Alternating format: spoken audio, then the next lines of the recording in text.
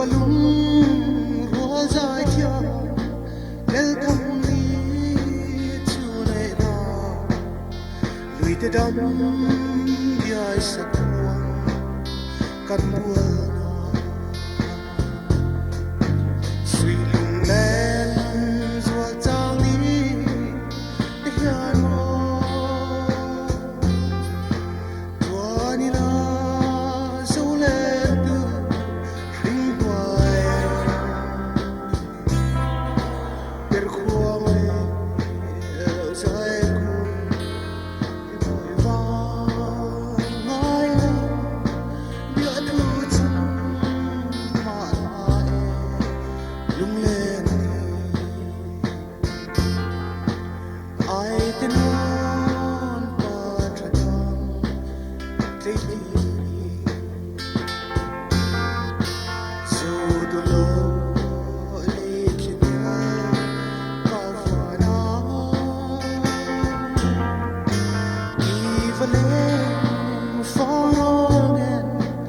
we have kan chai da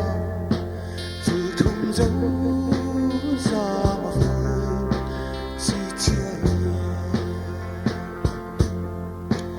kan le na tin tra chuang so lu lung ti le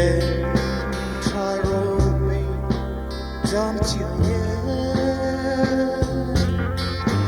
van tang ni tru vale ri fa ma tu oi di su lu chui va mi no ve te no sui lung len zo tang ni te hian mo tua ni na zo le tu ring quai per khuang e leu sai ku ri mo va ngai na bia tu chung ma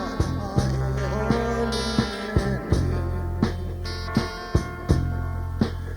ka hil se ne ma sui lung len ma na lim pe lung kan lai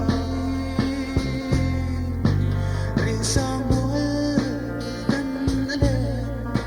khan rum mai tre chmo eng tin tua ve ma sui lung len sui lung len zua chang ni te hian mo tua ni na zo len tu ring quai per khuang e sai ku ri moi va ngai la bia tu chung